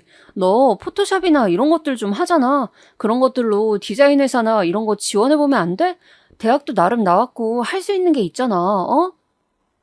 하지만 이런 말들을 아무리 해봐도 동생은 여전히 사회에 나가는 것을 좋아하지 않았어요. 그런 근심을 안고 동생이 늘 걸렸던 저에게 새로운 고민거리가 하나 있었으니 바로 결혼이었어요. 동생의 결혼이 아닌 제 결혼 말이에요. 직장에서 좋은 사람을 만났고 연애를 꽤 신중하게 5년 정도 했었어요. 저의 모든 사정들을 다 알고도 그는 프로포즈를 해왔고 그런 와중에 자기의 이야기도 아주 조심스레 털어놓더군요. 들으면서 한편으로는 참 안쓰럽게 느껴지기도 하고 슬퍼졌었어요. 마치 저와 제 동생의 좀 다른 버전의 이야기 같았거든요. 나한테는 형이 있는데 장애가 있어. 그래서 어릴 때 늘 내가 같이 데리고 다니고 했었는데 여전히 일도 못하고 사람들도 잘 못 만나고 그렇게 집에만 있어. 나는 형이 늘 걸려서 결혼을 생각하지 못했거든. 그런데 윤이 너를 만나는 동안 이상하게 그렇게 가정을 꾸리고 싶어지지 뭐야? 나도 꽤 신중한 편이라 엄청 고민했고 평생 결혼 안 하겠다는 생각도 했어. 그런데 그게 잘 안 되는 거야. 당시 이 사람은 썩 좋은 환경에 있진 않았지만 일단 일원 중에 아래에 남동생이 한 명 있었거든요. 그런데 일찌감치 결혼을 했었더라고요. 그러면서 본인도 결혼에 대해 조금씩 생각을 했었나 봐요. 저도 이 사람에게 인간적으로 호감이 있었고 이성적으로 갖는 애틋한 사랑의 마음도 있었고 결국 이런 것들이 얽히고 설키면서 결혼에 꼴이 나게 되었답니다. 처음에 엄마는 무척 반대를 하셨어요. 윤희야, 결혼 천천히 해도 돼. 아니, 안 해도 돼. 여자가 꼭 그렇게 결혼에 매달릴 필요가 없어. 그 집 사정 내가 듣기에도 딱하다만 그래도 그거 네가 다 감당하고 지고 갈 거 아니잖아. 너 엄마 같은 인생 살면 안 돼. 엄마는 이미 빤히 네 미래가 보인단 말이야. 이 말에 저도 얼마나 가슴이 턱턱 막히고 고구마 먹은 것 같던지 내가 생각해도 엄마 말은 틀린 거 하나 없는데 왜 이렇게 결혼에 이끌리나 싶었어요. 결국 결혼 전날 눈이 퉁퉁 붓도록 울던 엄마와 역시나 결혼식 날 당일에도 둘이 너무 부둥켜 안고 울어서 제 하객이었던 친구들도 머쓱했었답니다. 아무튼 그렇게 결혼하고 난 뒤 실제로 엄마가 말했던 현실들이 제 눈앞에 부채살을 착 펼치듯 사라랑 열리지 뭐예요. 다름 아닌 저희 시어머니 말이에요. 뭐랄까, 다행히도 아버님은 바쁘셔서 그런지 몰라도 집안일 돌아가는 것엔 크게 관심은 없으셨단 말이에요. 그런데 어머님은 되게 본인 자식들 사이를 왔다 갔다 하시면서 정치질을 하시더라고요. 본인의 아픈 큰아들은 그렇게 애달아 죽겠고 막내 아들은 여자같이 반반한 얼굴이니 너무 이뻐 죽겠고요. 게다가 장가까지 일찍 가버렸으니 더 애틋한 거예요. 헌데 그 사이에 낀 우리 남편은 무슨 장남대하듯 모든 책임을 다 지우려고 하고 함부로 말씀을 하시더군요. 진짜 남의 집 딸인 며느리보다 자기 자식인 아들을 저렇게 무시하는 경우는 처음 봤어요. 정철이 너 이번에 집 이사하는 거 알지? 너 장가 가서 네 몸만 쏙 나갔다고 입 씻으면 안 된다 너. 그간 먹여 살려주고 키워주는 애를 남자라면 알아야지. 니들 집은 집이고 부모랑 형은 쓰러져가는 집에 사는 거 볼 거 아니잖아? 그런 게 다 죄가 되는 거야. 네 마누라랑 잘 상의해서 얼마 보탤 건지 알려줘라. 아예 대놓고 이렇게 돈을 뜯어가다니요. 심지어 시댁에선 남편이 그 작은 빌라 하나를 구해 얻을 때까지 돈 1,000만 원도 대주지 않으셨어요. 축의금 계산할 때에도 남편 앞으로 들어온 것 저희한테 조금도 넘겨주지 않으셨고요. 오롯이 전부 시댁에 다 가져가고 손도 못 대봤어요. 하다 제가 너무 답답해서 남편에게 당신도 참 불쌍하다고 말을 했더니 이때 남편이 아주 생뚱맞은 얘기를 꺼내는 거예요. 솔직히 심증은 있을 정도로 아주 험악한 자식 차별이긴 했지만 이건 너무나 납득이 되어버리는 슬픈 진실이었어요. 동시에 남편이 더더욱 불쌍했고요. 저기 이런 말을 너무 늦게 해서 미안해. 그런데 나도 참 어떻게 말을 해야 할지 모르겠더라. 이런 얘기 나 말고 다른 사람한테 해보는 게 처음이어서 말이야. 친구들도 이런 내용을 모르거든. 뭔 말을 하려고 저렇게 뜸을 들이나 했는데 뜸을 들일 만한 얘기였었더라고요. 사실 나는 어머니의 친아들이 아니야. 어머니가 따로 계셔. 그런데 너무 어릴 적일이라 어디 계신지 모르겠어. 솔직히 찾지도 않으시는 것 같아. 나도 지금 어머니 때문에 너무 마음고생을 해서 그런지 날 두고 가신 친어머니가 그렇게 보고 싶지 않아. 원망감이 더 큰 것 같아. 세상에 친자식이 아니었다니요. 이 사실을 들으니 너무 놀랍기도 하고 사실 시댁과 그리 왕래가 잦은 게 아니니 중요한 내용이 아닐 수도 있지만 어쨌든 참 충격적이더라고요. 좀 너무 야멸찰 만큼 우리 남편만 차별하시기에 그냥 혼자 속으로 슬쩍 생각하고 넘겼던 얘기이긴 해요. 근데 설마 이게 사실일 거라곤 진지하게 생각해 본 적이 없었는데 말이에요. 난 진짜 뭐랄까, 소위 눈칫밥이란 걸 너무 많이 먹고 자란 것 같아. 그래서 처음에도 당신 눈도 잘 못 쳐다보겠더라고. 물론 너무 예뻐서 연애하고 싶은 마음에 그랬던 것도 있지만 말이야. 혹시 날 싫어하면 어떡하지? 마음에 안 들면 어떡하지? 내 어떤 태도가 거슬리면 어떡하지? 이런 것들을 자꾸 생각하게 되나 봐. 이 말을 들으니 남편이 너무 안쓰럽게 생각이 되어 안아주게 되더군요. 왠지 모르게 제 남동생이 생각이 나는 거예요. 제 동생은 이런 배경은 아닐지라도 어쨌건 부모의 부재로 인해 그리고 요란스러운 주변 환경이었던 할머니와 고모들의 만행으로 인해 꽤나 스트레스를 심하게 받았어요. 그걸로 자폐 현상도 왔었고 우리 남편은 그 정도는 아니라지만 어쨌건 엄청 눈치 보며 늘 눌려서 자라왔던 거예요. 우리가 같이 결혼해서 집을 구할 때도 오롯이 남편이 개미처럼 열심히 모아둔 돈과 제 돈을 같이 보태어 빌라를 얻게 되었어요. 이건 시댁에는 비밀로 한 것이지만 저희 친정엄마가 사두신 빌라 건물이 있었거든요. 거기 2층에 들어가게 된 거예요. 근데 굳이 비밀로 할 필요도 없었던 게 시댁에서는 정말 놀랄 만큼 둘째 아들인 우리 남편의 결혼에 대해 관심이 없더라고요. 며느리네 집이 어느 정도인지 이런 것도 별로 상관이 없고 그저 결혼할 돈이 있으면 우리 좀 줘라 이런 입장이었어요. 저한테도 어느 날 어머니가 앉혀놓고 비슷한 소리를 하시더군요. 니네 아주버님이랑 서방님 좀 봐라. 다들 사는 거 쉽지 않아. 네 동서도 저 고깃집 하나 해서 먹여 살린다고 아주 생으로 고생을 하고 있어. 니들 결혼했다고 니들끼리만 잘 살면 안 돼. 가족끼리 서로 돕고 살아야지, 어? 뭐 여기까지는 저는 그냥저냥 들은 게 있으니 넘기려고 했고 어머니에 대해서 너무 스트레스 받지는 않으려고 했어요. 그런데 여기서 나타난 복병이 있었으니 바로 동서였답니다. 저랑 서방님은 그다지 얼굴 볼 일도 없었고 뭐가 그렇게 바쁜지 늘 동해 번쩍 서해 번쩍 어린 자기 딸도 잘 안 놀아주고 늘 밖으로 돌더라고요. 그래서인지 동서는 늘 스트레스가 많고 맨날 싸우는 거예요. 제가 알기로는 서방님이 그리 바쁘면 돈이라도 좀 벌어주나 했더니 그것도 아니더라고요. 동서는 허구한 날 어쩌다가 시댁에서 마주칠 쯤이면 그렇게 어머님한테 서방님 욕을 해대고 있었어요.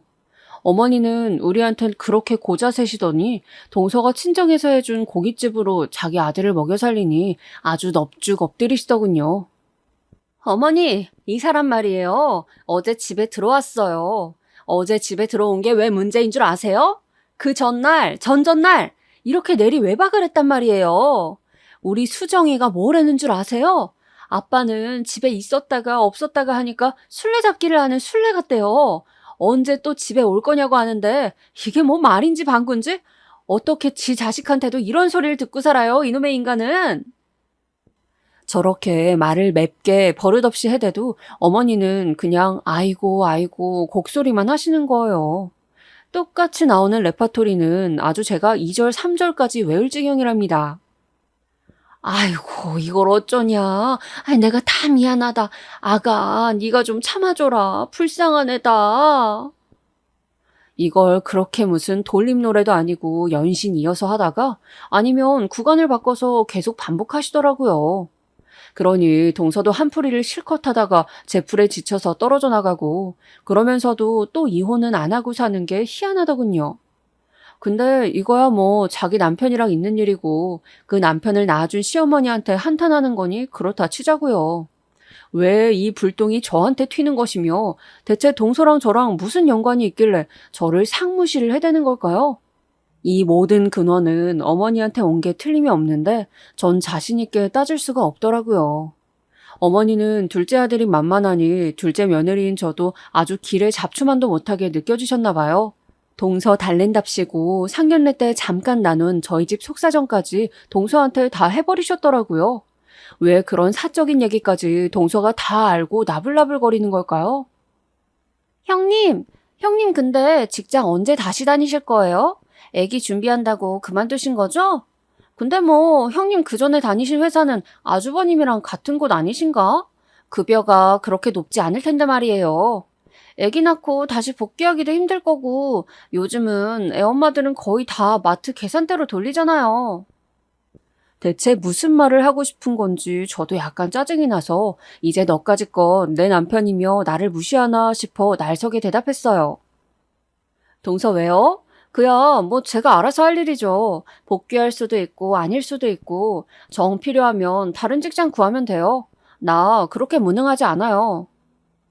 그러자 동서가 입을 삐죽거리더니 바로 빈정거리는 표정을 온 얼굴에 담더라고요. 순간적으로 이게 진짜 장난하나 싶어서 인상이 팍 찡그려졌어요. 그러더니 비로소 용건을 말하는데 처음에는 너무 어줍잖아서 즉시 거절해버렸어요.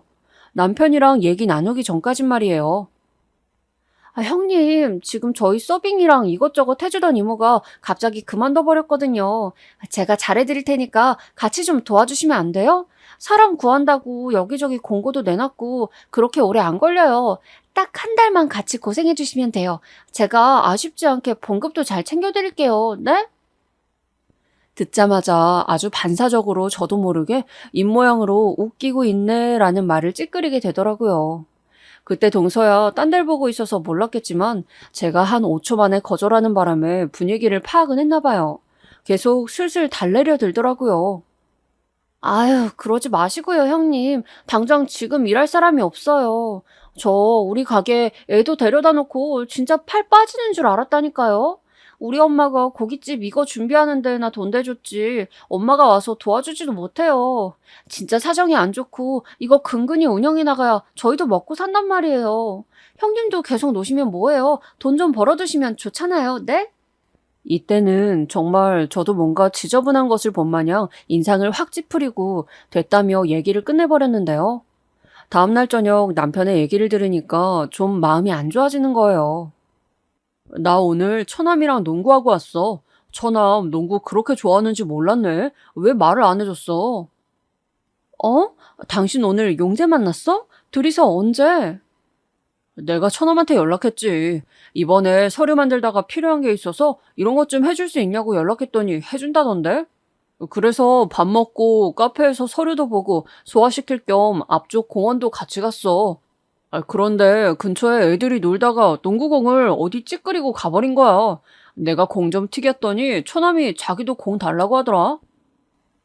이러면서 제 동생이랑 같이 시간을 보낸 걸 얘기하는데 이 녀석이 생각보다 꽤 깊은 얘기를 지 매형한테 했었더라고요. 자기는 누나가 결혼한다고 했을 때 미안한 마음이 너무 컸다는 거야. 누나는 아마 모를 거라나? 그럼 내가 얘기해도 되냐고 하니까 마음대로 하라더라고. 무슨 말인가 했더니 글쎄 듣고 나서 저는 그만 엉엉 울어버리게 되었어요.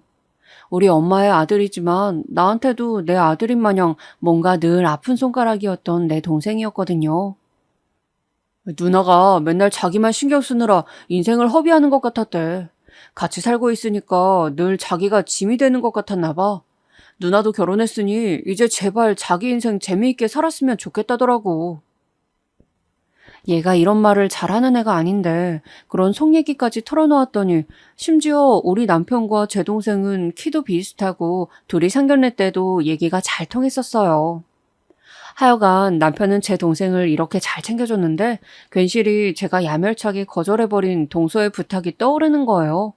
솔직히 동서가 이뻐서 도와주는 게 아니라 저랑 동서는 어디까지나 남편의 형제들로서 엮인 관계잖아요. 그럼 눈 딱 감고 그냥 남편의 동생인 서방님을 나도 챙긴다는 의미로 좀 도와줄까 싶더라고요. 이후로도 남편은 일 때문에 제 동생을 한 3, 4일에 한 번꼴로 만나서 같이 밥 먹고 둘이 영화도 보러 다녔어요. 그러니 그 와중에 저도 평소에 저라면 때려 죽어도 하지 않을 일을 결정하게 된 거예요. 제가 스스로 나서서 동서에게 연락을 했고 고깃집 서빙이며 잡일을 딱 한 달만 돕겠다고 말이에요. 그러면서 속으로 되뇌었어요. 딱 한 달만 해주고 말자. 2달은 절대 못해. 이러면서 다짐을 했었답니다. 대충 어떤 일일지 이미 어느 정도 감은 오지만 동서랑 어쩌면 친해질 수도 있고 또 모를 거라는 야무진 상상을 했었네요, 저도. 지나놓고 보니까 이게 얼마나 말도 안 되는 얼토당토 않은 상상이었던 건지 아직도 기가 막혀요. 이후로 저와 동서의 관계는 정말 고깃집 불판 활활 타오르는 와중에 누가 얼음이라도 쏟아 넣은 듯 폭죽 터지듯 터지게 되었거든요. 당장 불이 안 나는 게 이상할 정도로 말이에요. 어머, 형님, 여기 제대로 닦으신 거 맞아요? 이렇게 하시면 안 되는데. 아니, 집안일을 하나도 안 해보셨나? 형님은 확실히 살림의 소질은 없으신가 보다. 전 이런 것까지 다 포함해서 제대로 해달라고 형님한테 부탁한 건데 말이에요. 이때는 약간 저도 민망하기도 했고 뭔가 잘못한 건가 싶어서 얼른 불판을 쓱쓱 닦았어요. 옆에 원래 일하시던 이모님이 한 분 있기는 했는데 그래서 그분한테 슬쩍 여쭤봤어요. 그랬더니 이분도 눈치를 좀 보시더라고요. 형님? 형님 올케 관계예요? 아니면 동서? 하여간에 그건 그렇다 치고 어쩌다가 도와주러 온 거예요? 그러시면서 외려 저에게 물으시는데 뭔가 표정이 약간 불안하신 게 아군인지 적군인지 알고 싶어 하시는 것 같더라고요. 보아하니 직원들도 분위기가 안 좋은 것 같고 저도 약간은 빗장을 풀고 말씀을 드렸어요. 동서가 하도 도와달라고 해서 오긴 했는데 저도 저한테 이 일이 잘 안 맞는 것 같아서 불편해요. 이모님, 저기 질문이 하나 있는데 이 앞전 이모님은 왜 그만두신 거래요? 그랬는데 이분은 처음에 저를 수상스럽게 쳐다보더니 말을 안 해주려고 하시더군요. 아유, 몰라. 나한테 묻지 마요. 내가 하여간 지금 돈 나갈 때가 많아서 어쩔 수가 없어. 사람이 알고 있는 게 있어도 다 말하면서는 못 사는 법이야. 이러면서 마구 회피하시는데 좀 오바스러울 정도로 이상한 거예요. 하여간 이 정도로 봤을 때 충분히 여기 분위기가 썩 좋지 않다는 정도는 알 수 있었습니다. 그런데 얼마 안 가서 제가 제법 꽤 작지 않은 사고를 당하고 나서야 저한테 마음을 여시더라고요. 이때 동서가 절 대하는 걸 보고 제가 본인에게 있어서 적군은 아니다, 적어도 스파이는 아니라고 생각을 하셨나 봐요. 저는 이날을 기점으로 완전히 동서에게 정이 떨어지고 말았거든요. 고기 굽다가 손을 제대로 뒤었고 진짜 위험한 상황이었어요. 화상 입고 어쩔 줄을 몰라서 눈물까지 터진 저에게 동서는 대수롭지 않다는 듯이 어물쩍 넘기려는 거예요. 무슨 어디 나온 뉴스 기사를 무미건조하게 읽듯이 제대로 쳐다보지도 않고 대충 답하더군요. 아, 다치셨어요? 저기 밴드 있지 않나? 이모, 밴드 좀 갖다 주세요. 저는 너무 어이가 없어서 다시 말을 했는데 돌아오는 답은 더 황당한 거예요. 아니, 동서, 나 병원 가야 될 것 같은데 손 여기 좀 봐봐. 이대로 어떻게 다시 뭘 하라는 거예요? 이때 너무 흥분해서 평소 동서가 아랫사람이지만 반말은 안 하겠다는 제 다짐도 무너진 채 엉성하게 말하고 있었어요. 동서는 그러던지 말던지 그냥 무시하더라고요. 밴드 좀 붙이면 될걸요? 지금 너무 바쁜데 정 아프시면 좀 이따가 브레이크 타임 때 다녀오시면 안 돼요? 여기 저랑 이모님이랑 둘만 하기에는 진짜 죽어난단 말이에요. 형님 편한 시간대에 쓰려고 부탁드린 게 아니잖아요. 조금만 참아주세요 좀, 네? 사람이 아프다고 하는데 듣지도 않고 평일날 저를 12시간째 부려먹으며 밥 먹을 시간도 촉박하게 주고 지는 손톱에 네일 아트나 하러 자리를 비우고 말이에요. 이걸로 슬슬 짜증나던 차에 터진 사고라서 저도 몹시 화가 나 있었어요. 아닌 게 아니라 진짜 여기가 좀 저렴한 고깃집이라 그런지 사람들은 마구 들이치고 동서는 그걸 보고 고함을 질러가며 저한테 일을 시켜대는 거예요. 제 사나워진 표정을 보고서 그제야 여기 이모님이 이야기를 해주시는데 진짜 기도 안 차는 거예요. 아유, 보아하니 좋은 사이는 아닌가 봐. 그러게 남이라도 못할 일을 왜 가족 간에 와서 해주고 원수가 되냐고요. 우리 사장님, 내가 진짜 조심스럽게 하는 말이지만 보통 성격이 아니야. 여기 앞에 그만둔 이모님도 사장님이 하도 괴롭혀서 그만둔 거예요. 나야 좀 숙달이 됐다지만 그 이모는 적응도 못하고 사장님도 말을 못되게 하니까 못 참은 거지. 나도 여기 오래 있을 생각은 없어요. 그러면서 들은 얘기는 뭔가 좀 불안하더라고요. 월급을 아주 짜게 준다는 거예요. 그쪽은 아무리 뭐 형님 동서라지만 제대로 합의는 되고 온 거예요? 내가 볼 때는 그쪽도 얼마 안 줄 것 같은데 가족이건 뭐건 간에 야멸차게 대하는 걸 보니 어찌 보면 차별을 안 하긴 하는 거네. 이걸 공평하다고 좋게 봐야 할지 모르겠지만 말이에요. 그래도 저는 설마 아닐 거다 하면서 일단은 한 달을 채워주기로 마음을 먹었어요. 하다 말고 그만두기도 모양이 아니고 아픈데도 병원에 못 가게 했던 동서가 여러모로 못 견디게 혐오스럽긴 했지만요. 이 꼴을 대체 언제까지 참아야 하나 싶어 고깃집 냄새를 잔뜩 뒤집어 쓰고 진짜 악으로 깡으로 버틴 것 같아요. 그러고 드디어 한 달째가 되는 날 저는 동서가 입금한 금액을 보자마자 바로 따지러 갔습니다. 동서, 이게 뭐야? 80만 원? 80만 원이라니 지금 장난해? 돈 잘못 입금한 거 아니야? 동서는 너무 어이없게도 지도 기분 나쁘다는 듯 대꾸하더군요. 형님, 보자 하니까 정말 왜 이러세요? 왜 다짜고짜 반말을 하시냐고요? 제가 얼마간 참아드렸더니 아무리 그래도 제가 이 집에 며느리 된 게 형님보다 더 오래됐어요. 왜 갑자기 반말이세요? 전 다 무시하고 무조건 제 할 말만 해버렸어요. 이게 지금 어디서 딴 데로 주의를 돌리려고 하나 웃기지도 않더라고요. 말 돌리지 말고 좋은 말 할 때 장난치지 말고 금액 제대로 넣어. 있잖아. 내가 출퇴근한 날 다시 정리해서 보내줘? 나 12시간 꼬박 한 달 일했어. 빠진 날은 딱 하루. 우리 엄마 아팠던 토요일 하루밖에 없다고. 요즘 누가 12시간 일하고 월급을 80만 원 받아? 고등학생도 이렇게는 안 받아. 지금 장난하자는 거야? 그러자 정서는 여전히 고자세를 취하면서 제 눈도 안 보고 계산대만 보고 답을 하는데 진짜 등짝을 세게 한 대 갈기고 싶더라고요. 아, 참. 계산을 이상하게 하시는 건 형님이잖아요. 그러게 누가 일을 그런 식으로 하래요? 저도 돈 없이 장사하는 사람이에요. 그 정도면 많이 쳐드린 거죠. 세상은 다 경력직 쓰는데 전 생짜 신입인 형님 데려다가 썼잖아요. 고등학생 어쩌고 하시는데 솔직히 걔네 데려다 놓아도 형님보단 일 잘해요. 암튼 그만 시끄럽게 구시고 나가세요. 장사해야 된다고요. 이러면서 저를 그냥 나가란 식으로 몰아가는 거예요. 참다 못해 저는 소리를 대판 질러버렸고 그걸로 둘이 고깃집 앞에서 한 30분을 싸우댔어요. 너무 치사하고 웃겨 죽겠는 게 동서는 이걸 갖다가 저희 어머니한테 아주 잔머리 굴려가면서 일러바쳤더라고요.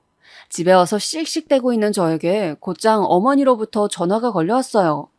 이젠 어머니한테도 화딱지가 나는 게 글쎄 저보고 당장 사과하라는 거예요. 얘, 너 망측하게 뭐 하는 짓이냐? 도와주러 갔으면 곱게 도와주고 갔어야지. 애 바쁘고 정신없다는데 가서 일도 아주 허투루 했다면서. 너 때문에 본 손해가 한두 푼이 아니라더라. 그거 다 말 안 하고 가족이라 써줬다는데 돈 적게 줬다고 가게 앞에서 난리를 쳤다며? 네 동서 아주 너 때문에 못 살겠다고 아까 울며불며 전화가 왔어. 너 때문에 보통 손해를 본 게 아니라고. 동네 장사인데 손님들 앞에서 대판 싸우고 아주 개망신을 당했다더라. 당장 전화해서 사과해.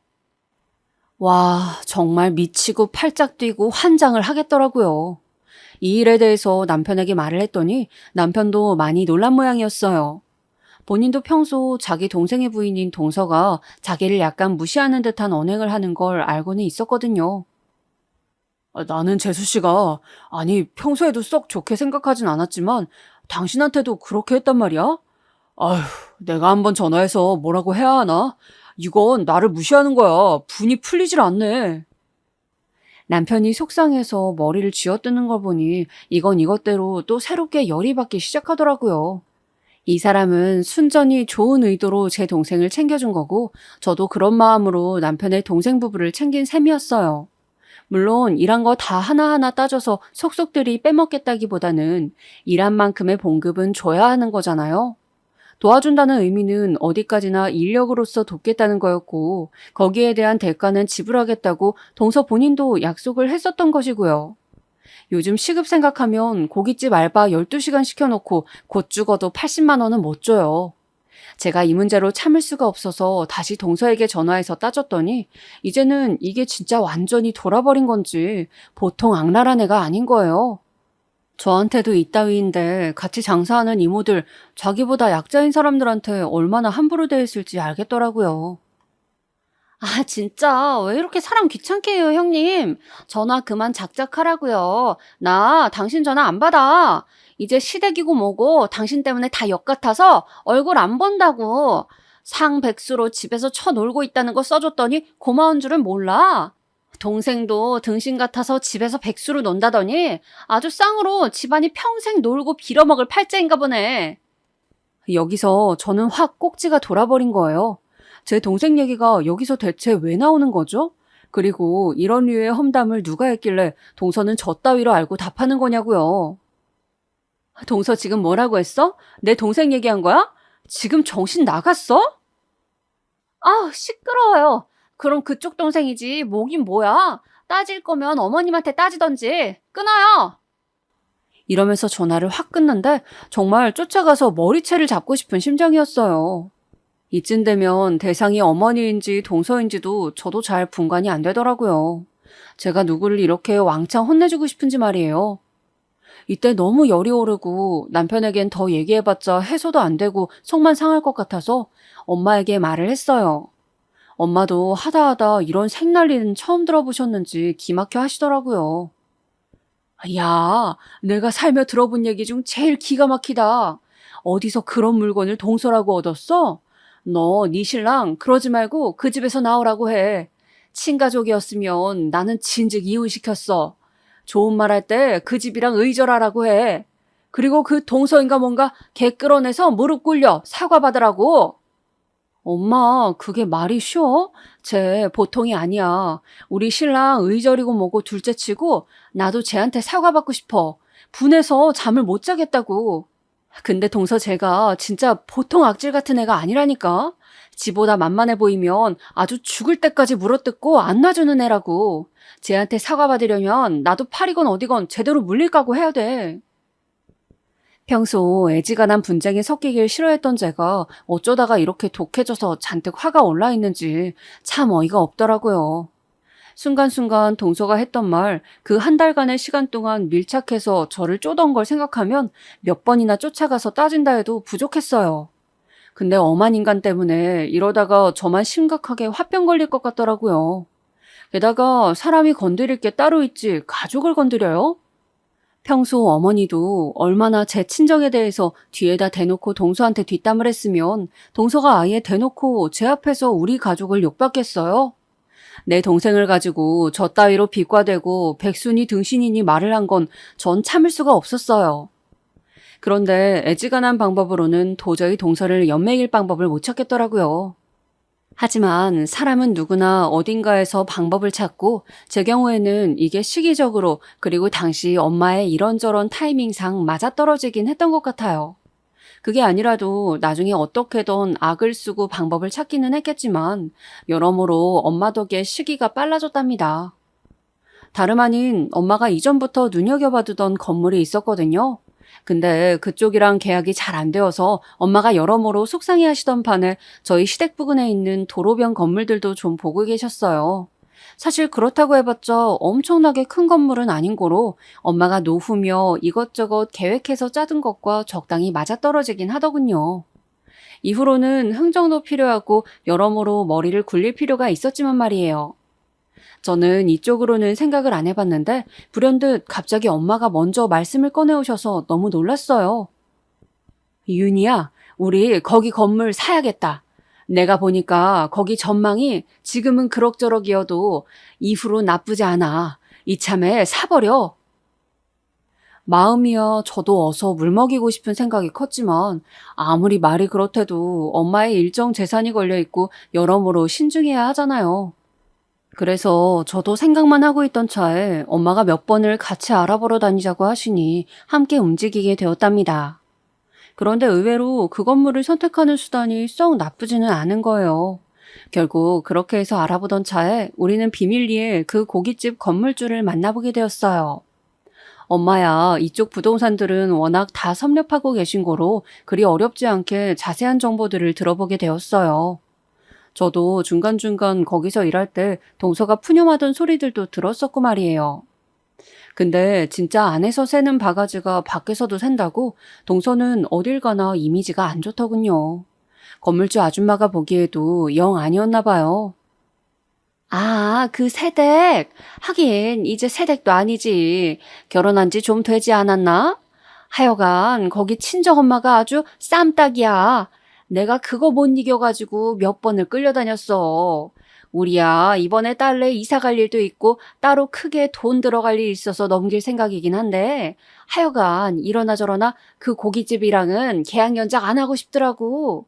글쎄 몇 번이나 월세도 안 내고 밀리기도 하고 지 분리할 때만 살갑게 굴어대. 어떤 때는 나한테 전화해서 부모도 없는 자식 마냥 엄청 대들기도 했다니까.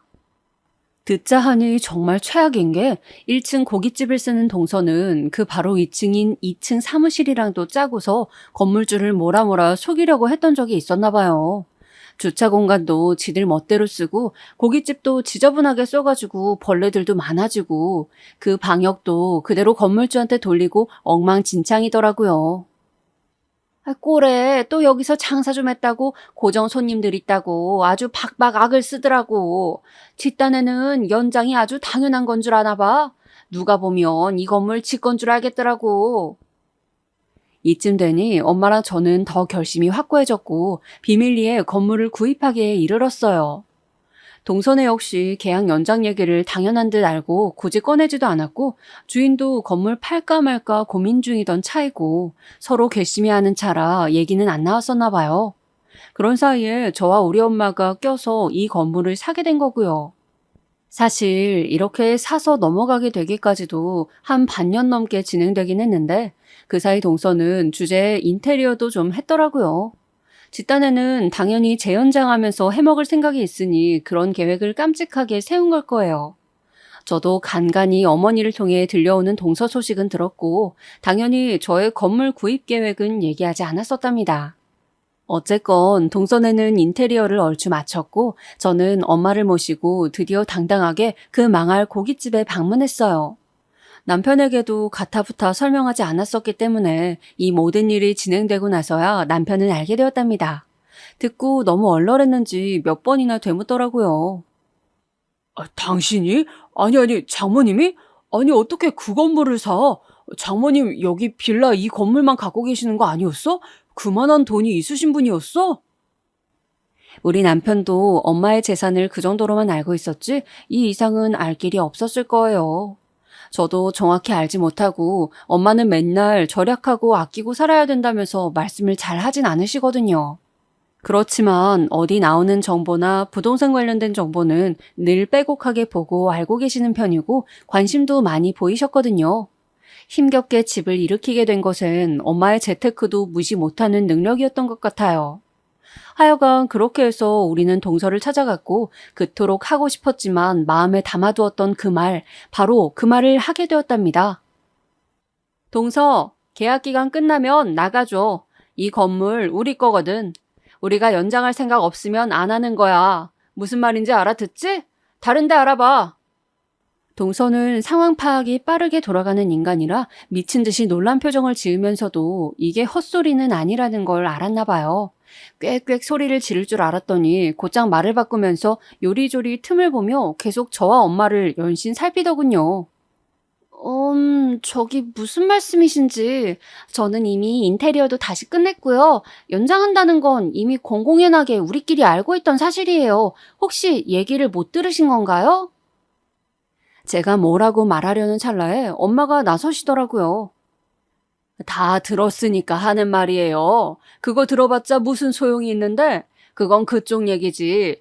우리는 건물 샀고 우리가 그걸 연장할 이유는 없잖아요. 우리랑 합의가 안 됐는데. 그리고 재건축 계획도 있고 이미 이전 건물주분도 고깃집 이어서 하게 둘 생각은 없었다던데?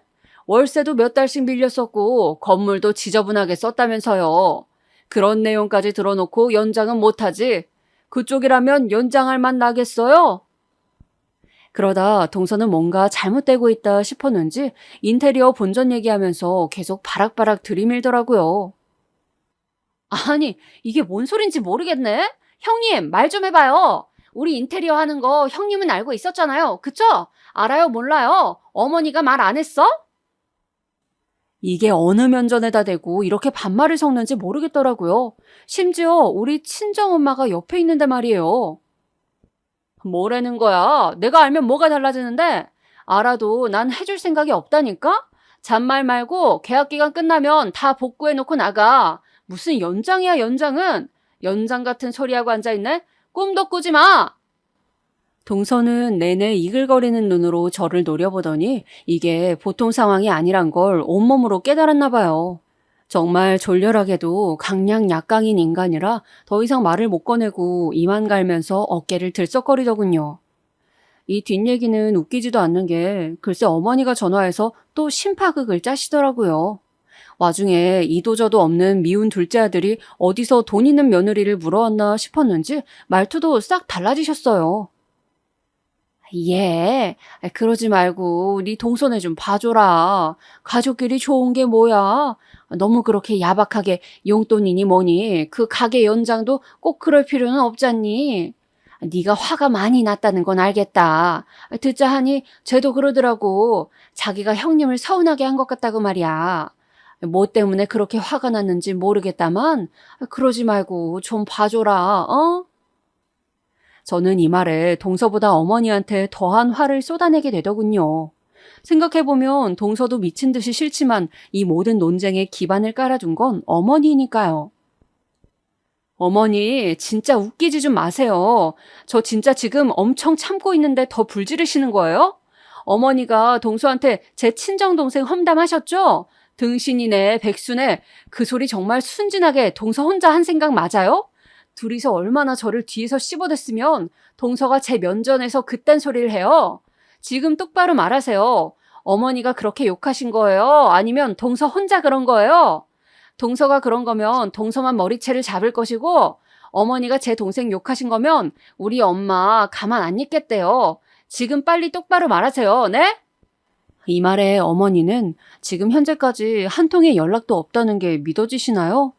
이날 전화를 황급히 끊어버리더니 일체 연락이 없어요. 동서는 싹싹 빌고 별 구질구질한 모습을 보여가며 곧 죽어도 자기는 어머니가 욕한 걸 잘못 전한 것뿐이라고 하더군요. 그러거나 말거나 저는 동서네를 내보냈고 시댁과는 이걸로 거의 인연이 끊어지다시피 하게 되었어요. 남편도 듣고 나니 자기도 뭘 어쩔 수 없었나 봐요. 엄연히 친가족이 아니기도 하고 자기도 여러모로 질려 있었고 또 이렇다 싶게 자를 계기가 없었을 테니까요. 동서는 그렇게 피도 눈물도 없이 정리해서 쫓겨난 뒤로는 이제 일체 연락을 하지 않아요. 그걸로 완전히 끊어내고 차단하기까지 진짜 별 못 볼 꼴을 다 보긴 했지만 그러고도 분이 풀리질 않더라고요. 제 동생까지 모욕한 걸 보면 진짜 더 못 괴롭혀준 게 아쉬울 정도예요. 하여간 엄마는 그냥 본인 기준에 적당히 합당한 건물을 찾은 것으로 만족하자며 있자고 하시지만 저도 이렇게 한 텀 넘기고 나니 결혼이란 참 어려운 것이란 생각이 새삼 들어요. 남편에게야 아무런 죄도 없고 완전히 그 집에서 끊어져 나오다시피 했으니 그나마 저에겐 다행이란 생각이 들지만 말이에요. 살면서 제가 누군가랑 그렇게 철천지 원수가 될 거라고 생각은 안 해봤는데 이렇게 매이는 관계도 있더라고요. 하여간 어찌되었건 저도 쓰면서 생각해보니 그냥 잘 되었다고 결론을 내리려고 해요. 이제 원래대로 저는 제 삶에 집중하면서 잘 살아가야겠어요. 여러분들도 건강하시고 그럼 안녕히 계세요.